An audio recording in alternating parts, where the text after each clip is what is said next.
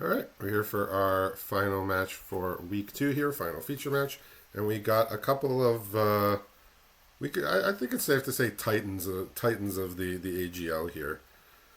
Uh, we got Tim O up against Matthew H, and I say titans because if you look at our at all time win percentage since the league started, they're number 2 and number 3 on that list. So Wow.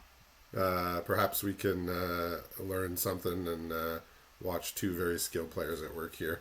Um, Tim's contemplating a two-lander here on the draw. Can't cast anything. Everything is 3 or 4, so that's a risky keep.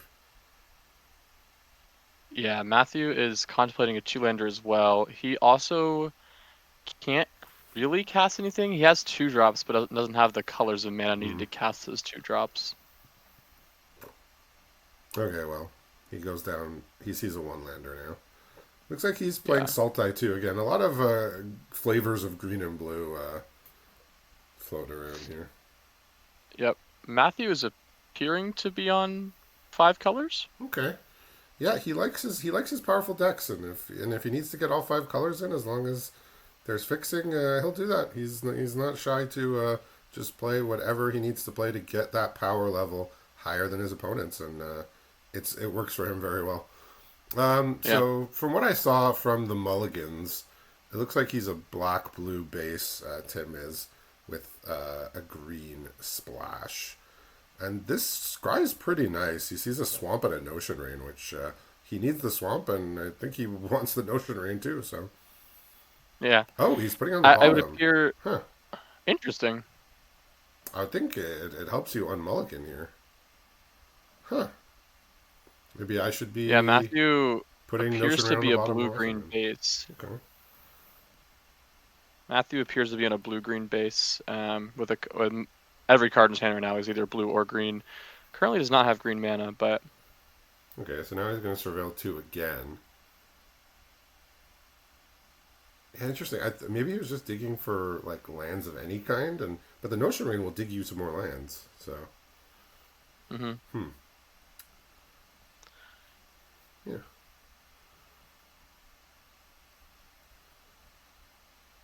All right.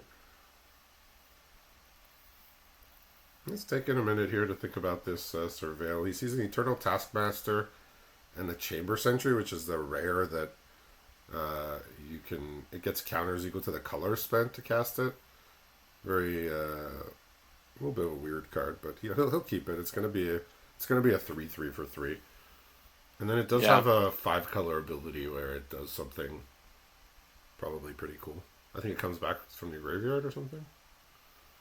Yeah, interesting. So Matthew has a Guild Summit in hand and could have played it with a Mountain this turn, but instead just plays an Orzhov Guildgate tapped. I I'm guess not so. quite sure why. Yeah, like I've learned not to, at least from watching Matthew quite a few times over the past several months. Uh, I constantly am thinking, why did he do that? And then, like 3 turns later, I find out that it was planned specifically and very well. So Yeah. Oh, last turn he could have played Mountain hmm and then not tapped anything, but then played the Guildgate after and drawn. It would have been the same 1 card drawn. Yeah, okay. Yeah. In the meantime, Tim's just sort of beating him down with this a vast array of creatures of various sizes here. The forest is a crucial find, though, if Matthew wants to fight his way back in this game. Yeah. Does he He's have going to be able to something? run out a... Does he have something Yeah, he has a that couple can catch him creatures up here. early? I Oh, mean, this is this nice. Nurturer gains him life, and Oh, he can now play his Jason hand, the Wielder of Mysteries, the triple blue one. nice. If the opponent has no way to attack it, he will be getting some cards back in his hand here to fight the rest of this game. So I can't recall all the Chamber Sentry's abilities. I know one of them is you remove counters to deal damage. And then I think it can come back if you pay all 5 colors. I I think it's something like that. Yeah, yeah. it might just be basically an Ugin's construct. Yeah, somewhat, but worse because it's Somewhat, bounded by yeah. the amount of colors that you can use to cast it. Yeah. Again, I mean, it was a card you played, but if that was your rare when you opened your pack in Drafter Shield, you weren't super happy, but you played it.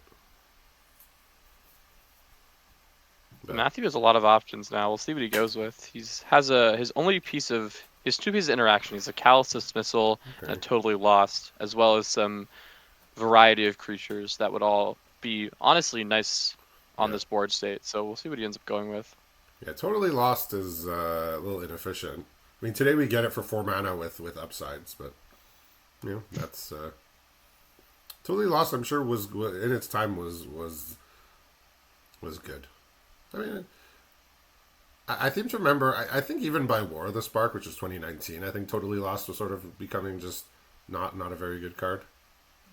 Yeah, I don't remember it being like a super high pick at all or anything in War of the Spark Limited. Yeah, just 5 is a lot. Like Mm. even in the last side Avatar with Lost Days, even though you made a clue, it sometimes felt that 5 mana was just too much. Like you just said, I'd give up the clue to cast this one turn earlier to have a better Yeah, chance in a lot of cases. All right, here comes Zagana, and he does get a little. Zagana apparently is working with the army here, the zombie army. yeah, because the army is a 0/0 that you Yeah, put counters on when amassing. yeah. This is unexpected allies, perhaps here. Hmm. All right, so here comes Jace, ticking it up. He's drawn Etrata the Silencer. That can very weird That card's card. also pretty good. Yeah, I weird mean, card, but a strong one. again, like you read the text box and you're like, sure, that's good, and then when you see it play out, it's like a murder on delay that has to survive. It's like it's weird. I mean, in most cases, I would prefer murder, but I mean, it's a good card. I won't say it's a bad card. It's just very strange. Yeah, I'm just thinking about like the long term of this game. It will be a while before Matthew is able to start whittling this Chase's loyalty down. Yeah, so what the Chamber Sentry, the activated ability is pay X, tap, and you deal X damage to any target. And then it can come back for, I think, if you pay all 5 colors. Pretty nice here to clear out kind of the token blocker for this Death Toucher. Yeah, I mean it's an annoying little thing here, and it grows if it's not killed.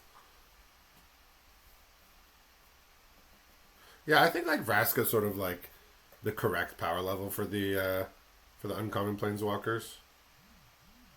Yeah, I Like agree. like a couple of them were a little higher above Vraska in power level, and maybe were super fun to play against, and a lot of them were lower and maybe a little underpowered. But I think it hit the right spot for what you want to do with these. Like make a couple death touch. It's annoying if like normally death touch just trades for whatever, but opponent might not want to trade, and then it grows, and they can threaten planeswalkers too. Yeah, very cool.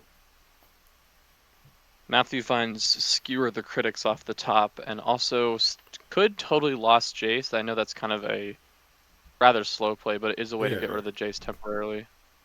yeah, it's a stopgap.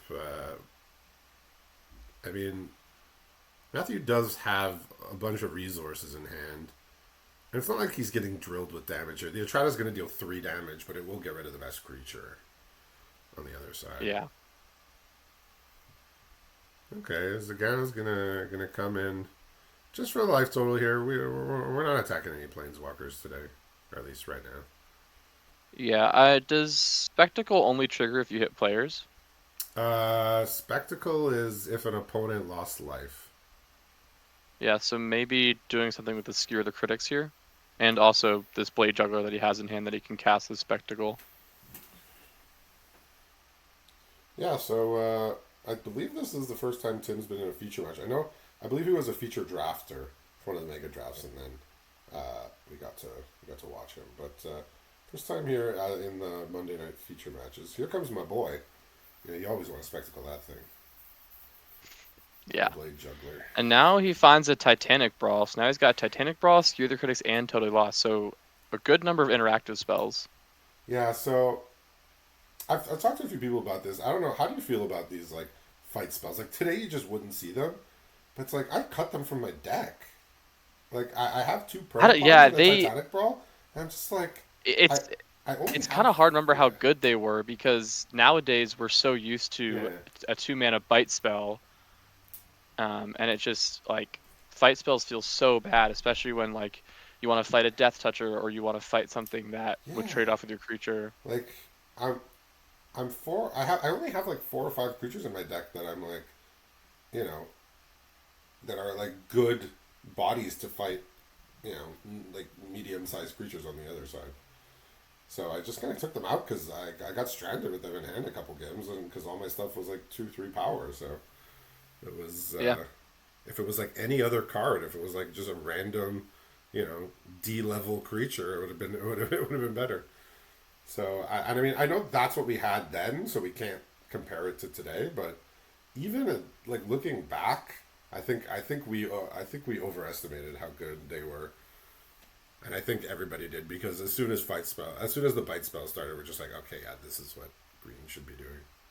Anyway, yeah. little But tangent I there. even in Avatar Draft, the bite spell in that format. I mean, I know green was one of the weaker colors, but the bite spell in that format was not a super high pickup. I would see it go sixth or seventh pick most of the time. So I think it honestly depends on the average size of the creatures and if you're able to kind of use the spells effectively. But Yeah, yeah, fight spells feel so much worse than bite spells. looks like he's gonna take advantage of Matthew being tapped out here. He's going to destroy the Nurturer and tap the other thing. He's going to get in for 6 damage. And he says, if you want to attack my Planeswalkers, go ahead, because I got lethal on you next turn. So Yeah. there goes Atrata back into the deck, taking out Zagana, who's now in exile. So I believe there is like some funny flavor text on Atrata that if opponent controls 3 creatures with one of those counters in exile, you win the game? Question mark? I think. I don't know. Something like that. Yeah, it's flavor text for us, more or less. And Yeah. just as I say that, someone's going to screenshot it tomorrow. But yeah,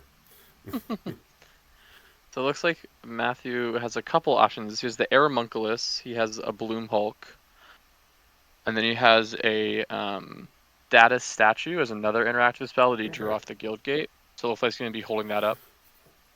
The 1 mana side of it, Yeah, which is he can't. status. Yeah, he can't cast the good the side you really want to cast.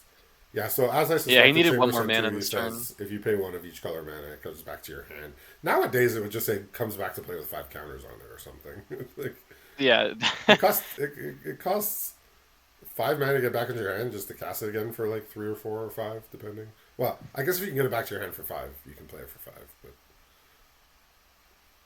yeah, they don't make rares like this much anymore, Hmm. and that's not saying it's bad. He's got Aid the Fallen here, which is pretty bad rate to just get back a creature, but I think he's considering going dig in here. Yeah, I mean, He he says, can. "Let's get back to Chamber Sentry." I think is what he's doing. Yeah. Do you think there's a point where Tim starts just trying to get through those extra 2 points of damage? I mean, I think he wants to do it with the Chamber Sentry. If he untaps with it, that'll do it. True. So that was the goal. He says, "Let me win next turn if opponent doesn't have anything." With 3 cards in hand, I would imagine Matthew might have something, but we'll see. Yeah, if he untaps, he has the statue, which can destroy it. And mind you, this is all on a multi 5 by Tim over here. I will say this Guild Summit is proving to be almost as good as Jace in terms of drawing cards. I mean, he has another Guild Gate in hand as well. So Yeah, the card was a bit misplaced in its time. Because in the yep. first set, Guilds of Ravnica, the Gates deck wasn't really supported. And then in the next set, Ravnica Allegiance, the Gate deck was absolutely supported. Oh yeah, especially with Gates of Blaze and the Ram, the Gates deck in Allegiance was very real. Yeah, so it's weird that the Guild Summon ended up in the other set where nobody was really playing Gates decks. I think there was like an Yep. uncommon sword that gave your creature plus X plus O equal to Gates. But Yeah, Allegiance had the Gatebreaker Ram, the Gatebreaker, the Colosseum as well, like the 8 mana Gate 8/8 that got Colossus, yeah. reduced. Yeah. Gates Ablaze. The Gates deck was strong. It had the Angel that gained life for each gate, or gain 2 life, I think. Yep. I've had many a boards wiped by Gates Ablaze. So that Guild Summit was a bit out of place just because green was weak in Guilds of Ravnica, and you would want that in like your green multicolor deck. But also just Gates wasn't supported. But it's very much doing well here. It's already drawn what, 4 cards. Yep, and this 5-color deck is paying off. I mean, Matthew's just drawing into premium interaction after premium interaction. Yeah, A lightning helix here. if you have the goods, you use them. He's not shy to just. Yep.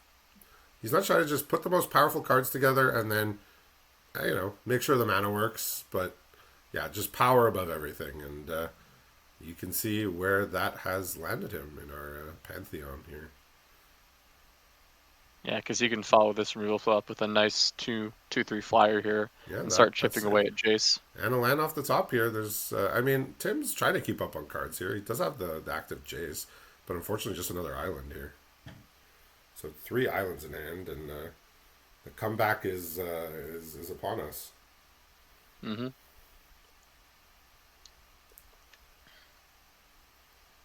But I mean, pretty impressive to be on a mulligan to 5 and get your opponent, most of the way lethal and be, semi keeping up on cards with your opponent who has, all the colors at their disposal now. I mean, this Jace is going to get at least 1 more activation in. There's a Pollen Bright Druid that's not doing too much. It's just going to pump something up. I mean, he could attack Jace down to 2 if he so felt inclined.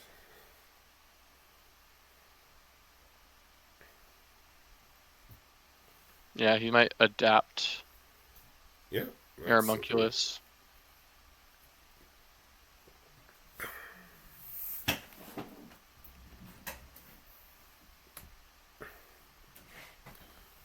Yeah, I mean, pretty safe spot here. Hard for him to die from this spot, even if he taps out.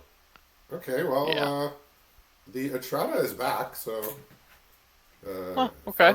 found its way to the top of the deck and into Tim's hand. So maybe we'll get our extraordinary unlikely screenshot here. Unfortunately, a couple good mills. See, Ill-Gotten Inheritance. What a card. See, I just I'm one of those people that illogically so doesn't like milling myself unless like I'm actively trying to put stuff in the graveyard. Like if I have stuff that gets stuff from the graveyard, cares about how much stuff's in my graveyard, yes. But just when given the choice, I would choose not to. So I do have that Jace in my deck, and I've been milling my opponents mostly. Except for when I had a card that cared about how many instant or sorceries in my graveyard, then I was milling myself. But yeah, like in the Ill-Gotten Inheritance was a card that I find I just tilt myself more when I mill myself without a reason to. Yeah. Especially when you like draw land, mill 2 good cards, and draw another land. And look, I know it's random. It's just as likely to mill me to my bomb than to mill the bomb. But the mental damage is too much sometimes. Yeah, Ill-Gotten Inheritance was a slept-on card. I mean, you had those in multiples, and you were able to just lock down the board. That card won games. Yeah, I mean, the activation was everything on that card. The activation was absolutely everything. Because we got, a couple years later, I mean, it's not an effect that shows up very common, but we got one in Call Time that didn't have that activate ability. Instead, you got it at your end step, so you got the ability to mute it, and that card was like, stone unplayable. Yep. So I think the activation was the key there. So it looks like Matthew's not going to use his last interaction spell, which is the status to statue split card on Atrata. Yeah, he's another land here. It's just brutal. I know he's very patient. The Atrata cannot kill him. It's just 3 damage.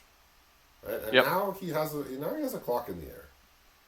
So, well, I guess one of his creatures is leaving unless he removes it.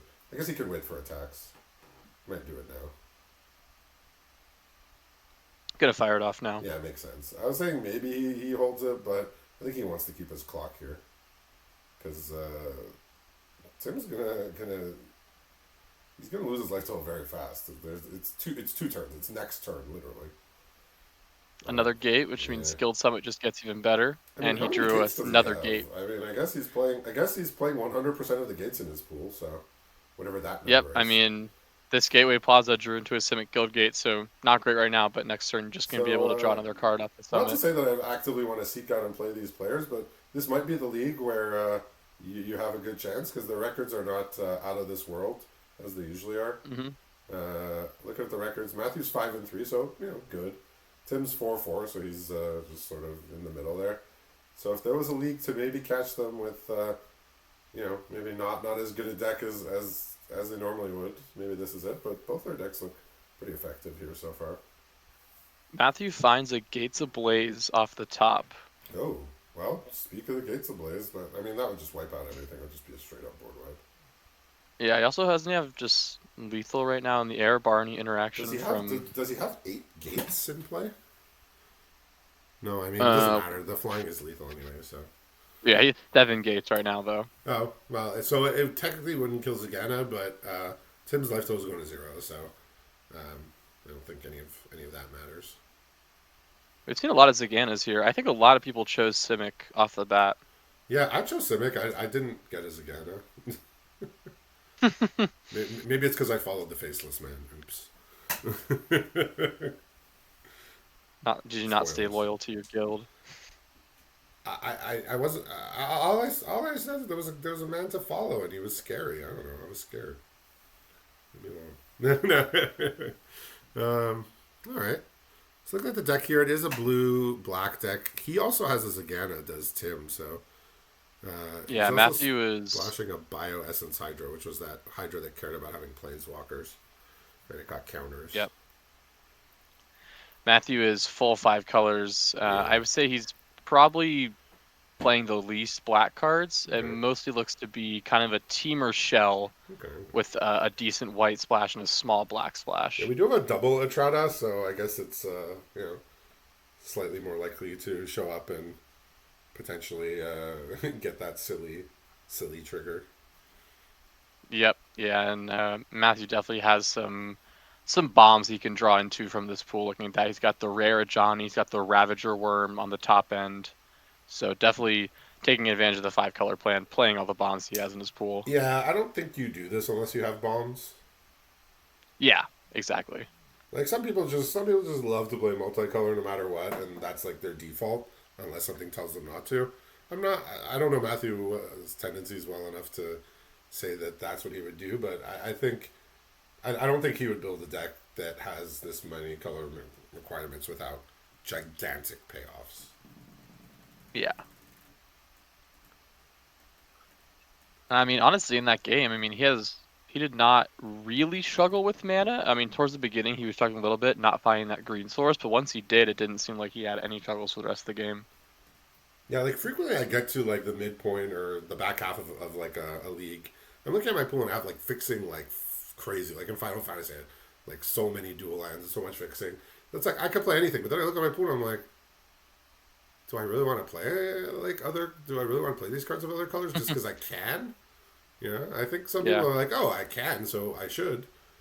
But yeah, I'm very picky about what I splash, even when my fixing is like making it virtually free or very little strain on my mana base.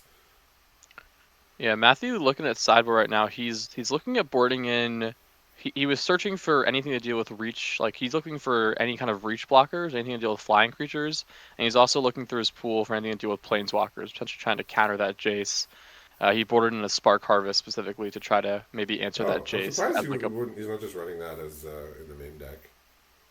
I think if Yep, I have and something then that answers planeswalkers, I want it in my deck, not on the sideboard. But I guess yeah, it's especially hard to as cast more for. Warren the Spark gets in the pool, they're just going to be more and more Yeah. planeswalkers every game. So Tim took out his Footlight Fiend, which is that little 1/1 that pings after it dies.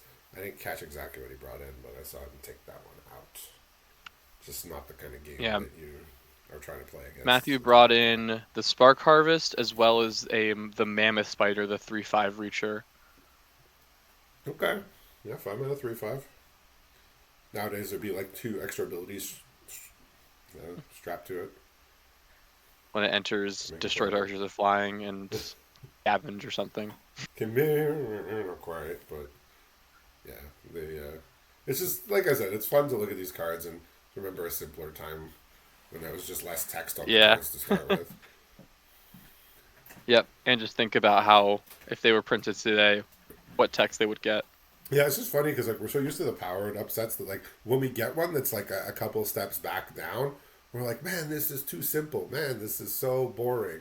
It's like like Foundations or Bloomberg. Like those are fine sets. Like I enjoyed those sets Yeah. because they were a bit more reminiscent of the past, I suppose. And so we Yeah, got I another really two enjoy lander. Foundations. So I think Tim's on the sort of safe choices with mulliganing because he had a two lander which looked like it might be functional, but just sent it away because there wasn't a third land. I think Yeah. I think there are players that keep that hand. I know I don't, but that doesn't make it correct or incorrect. Yeah, Matthew mulliganed away a 3-lander that didn't really have the colors he Yeah. needed, so Well, he did that last now game finds too, a right? 2-lander with Simic Signet and the Centaur Nurture, Okay. so I imagine he would keep this hand. Yeah, Yep. seems good. Yeah, and this hand is kind of just it's lacking a little bit. I'll say there's a Prismite here, which is not the card you definitely necessarily want to be putting in your deck. We got into Yeah, Mirror Matthew has the Informant. potential for a Yeah.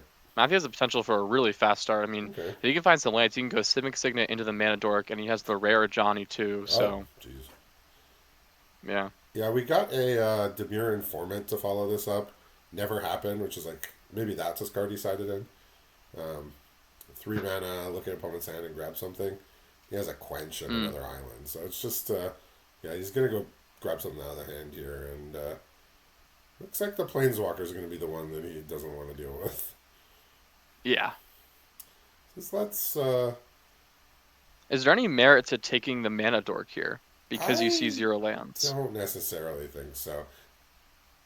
I don't want to use my resource to take away something that my opponent can just as easily just if he draws a land, he was Yeah, just fine anyway.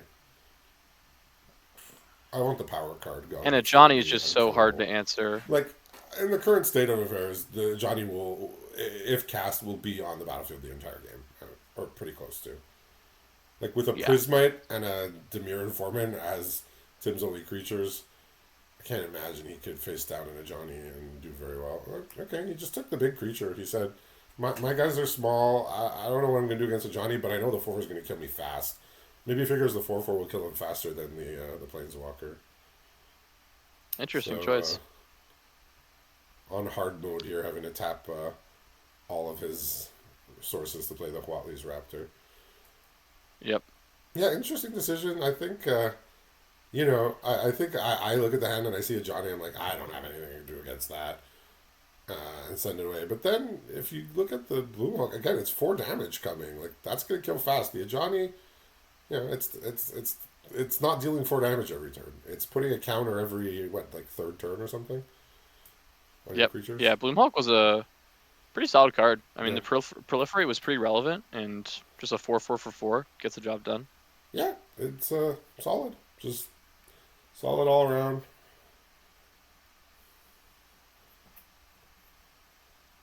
Yeah, so I think that Tim was hoping that a Johnny got cast and quenched, and I think Matthew was on the same wavelength as Tim as far as he read him to possibly have a counter spell.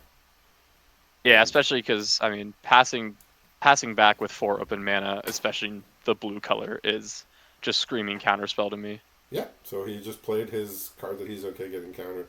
Okay, so we see an Atrata here. We see a City Watch Sphinx, which is a 6 drop. So if he does leave the City Watch Sphinx on top, it's just he's kind of just going to do nothing that turn. Um, but the Atrata he definitely wants.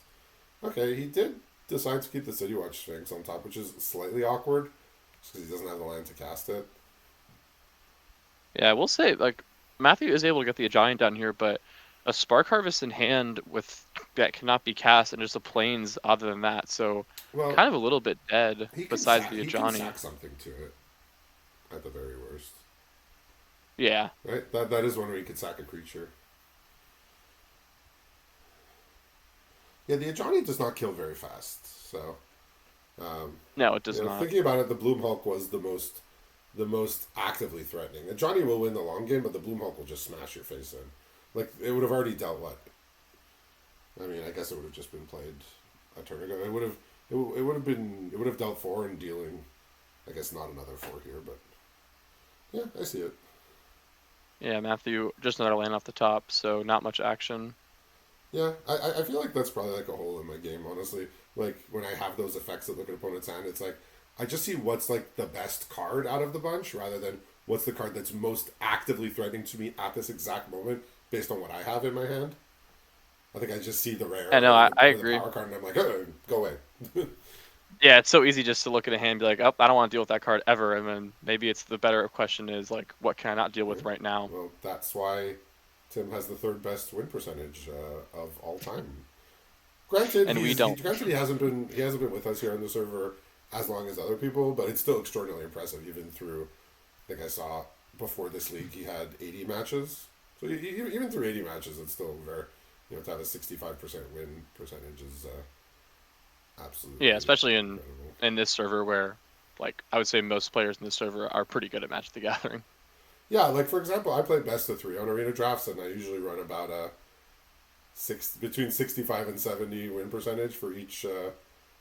For any given format. The competition can be questionable sometimes, but like in this league, I'm running 56, 57 win percentage, which is it's good, but it's it's not Yeah. elite. So Yeah, Matthew here getting a little punished for the 5-color deck. yeah, Has a Spark Harvest and a Blade Juggler, which are both uncastable with no black I mean sources. it's gotta So happen once in a while, right?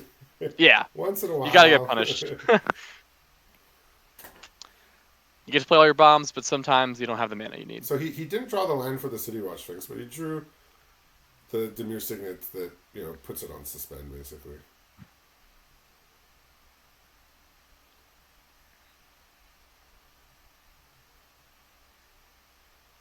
Yeah, so I think he was talking about the Atrata if it triggers when attacking a planeswalker. So, Oh yeah, so specifically for War of the Spark, they made any creature that would normally say when it deals combat damage to a player do something. They specifically in that set said they gave it to cards that they put Planeswalker on it just because the Planeswalkers were so prevalent. And yeah. That's unfortunate for Matthew here. That Wood Shaper didn't find a creature. There was 2 non-creatures and 2 lands on top. So yeah, we got a Zagana drawn here, which can't be cast, but he does have the Sphinx. And I did find out a few days ago that Psychic Frog also has the text when it deals combat damage to a player at Planeswalker playing some cube on Arena. I'm like, wait, what? yeah. If Oh, I mean, a pretty good top it deck for wasn't bested Matthew. enough. What do you get there? Is it a Pretty good swamp? top deck for Matthew. A Ravager Worm off the top, which Okay. can riot and then fight away the Sphinx. Not a swamp, but yeah, the Ravager Worm can come, fight off this Not a swamp, thing, but probably the next best thing. and then it can get shuffled back into the deck, but better than dying quickly to the flyer. There's a Yeah. Vraska and a Demir Guildgate. Vraska, I'm not sure Vraska's great here. He could probably do better. Yeah, I mean, it, This it is the doesn't just. uncommon Vraska we're speaking of, not the mythic. Yeah. It certainly doesn't, like, put a ton of pressure, only making, 2 1/1s over 2 turns. Yeah, this is like another weak spot for me, I find as well. Like, especially when I'm streaming games, I see a card like this, I'm like, well, it doesn't do anything right now. And then other people are like, well, it just, you play it, it does something. Like, it's better than a land. And it's better than Yeah, maybe and I about, mean, like, 20 to 30 or 40% of the other non lands you could draw. So even though it's not, making me excited and making my eyes light up, it's still a spell, which is, you know, see, there was a swamp on top. So if he bought him that, he would just be drawing a swamp. So yep.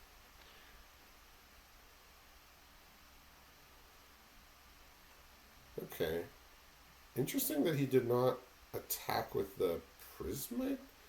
Perhaps he thinks the Prismite requires a tapping ability.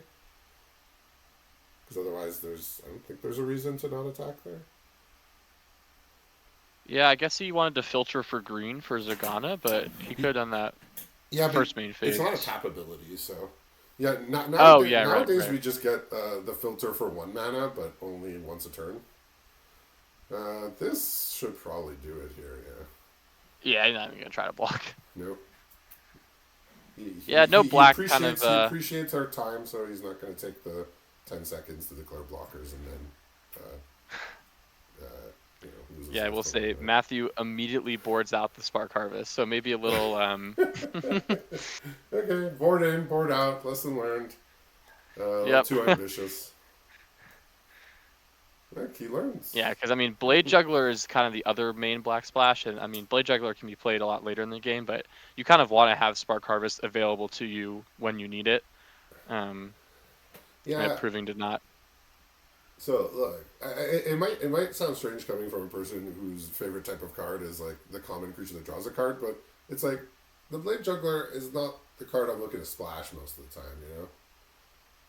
Yeah, I mean he also is playing that the Status Statue is the other black Yeah, card that he's that playing. one's just a removal. 2 black, green, remove anything, but that one's good. Right, Yeah.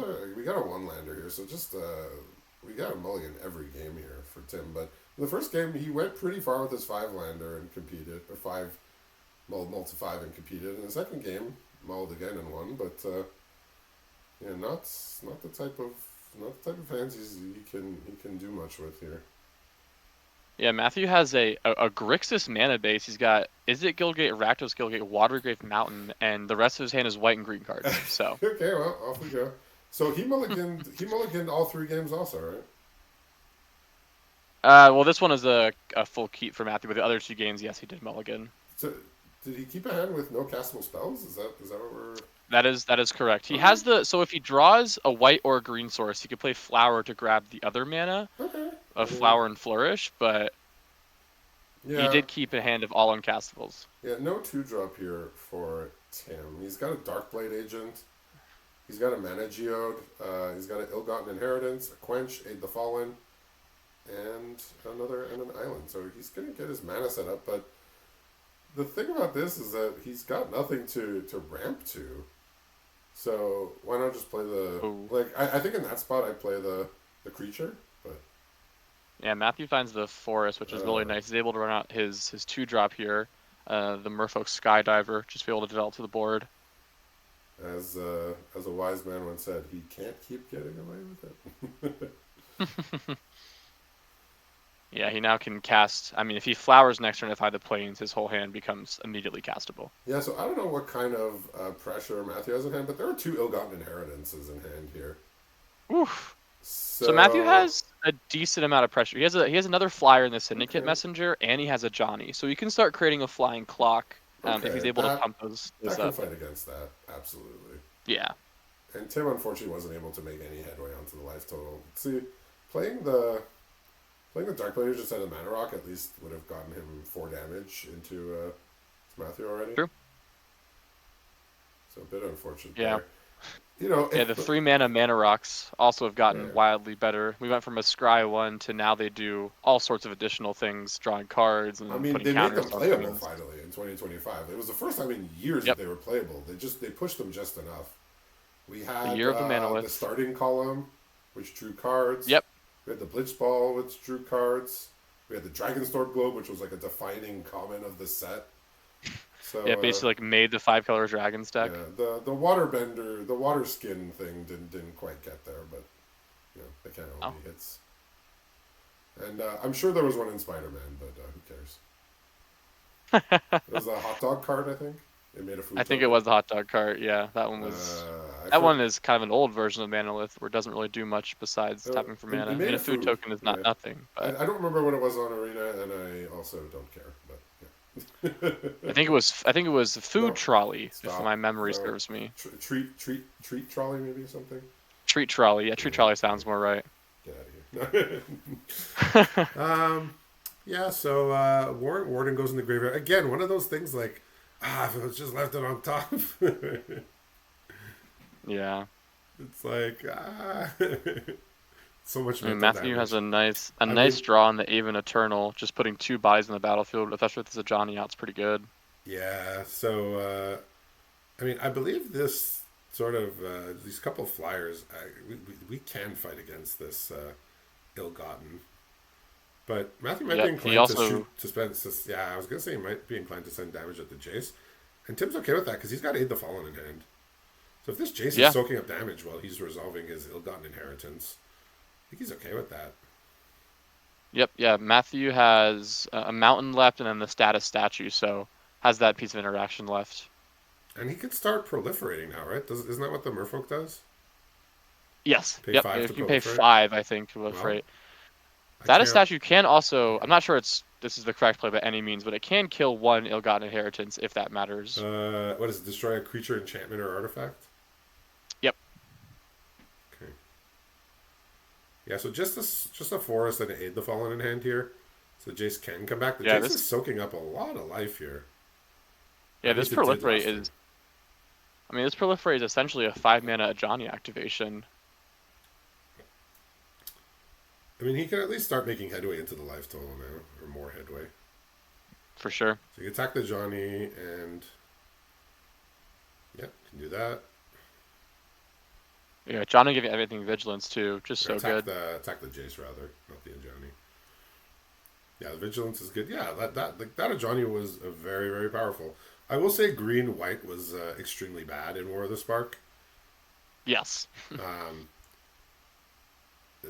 I mean, green itself wasn't great, but Johnny was mostly in my splashed in my green black decks. Like if I would pick a Johnny early, I'm like, okay, I'm playing green black rather than okay, I'm playing green white. Yeah, it's like, how can I make this splashable? It's very good. All right, so fortunately, this proliferate is gonna eat up this Darkblade Age. I don't know if that was intentional or if he just sort of slipped his mind that there was that ability. Yeah, proliferate here. I mean, it's so good because it also pumps up the Ajani, so it just brings the Ajani more out of range, pumps up the whole team. All right, so he's drawn Sage's Row Savant, which isn't getting anywhere. Oh, I think the point was to put a playable creature in his graveyard, I guess, so he doesn't have to get back the Prismite. I don't know. Because the Prismite Yeah. was the only other creatures, but Not one you really want to be getting back. yeah, I'm not sure about that block there. Yeah, we'll see. Yeah, so he gets back the agent, gets back the Jace. But now the life total is becoming a big issue here with the Merfolk Skydiver triggers. Yeah, I mean, it's just outracing this ill-gotten inheritance. I mean, it's putting 3 additional power on the board a turn. So Oh, looks like he's getting the Prismite anyway.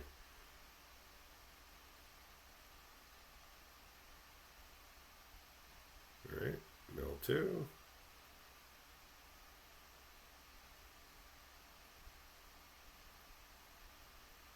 I mean, I think he has to play the.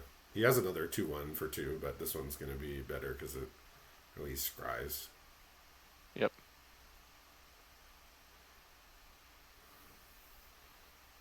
I mean, Matthew has 9 damage right now. He can activate a Johnny and proliferate, which would add 4 damage. That is almost 1, 2, 3, 4, 5, 6, 7. Okay, he only has 9 mana, so he can't do 2 activations. But he can kill this creature for lethal. With the That'll statue. do it. Yeah, that'll do it. Yep. So yeah, we saw double ill-gotten inheritance versus growing army of flyers with gigantic amount of counters, and what we see that the flyers have won out here. So the 5-color powerful deck did come out on top here. Congratulations to Matthew H on the win, and thanks for watching.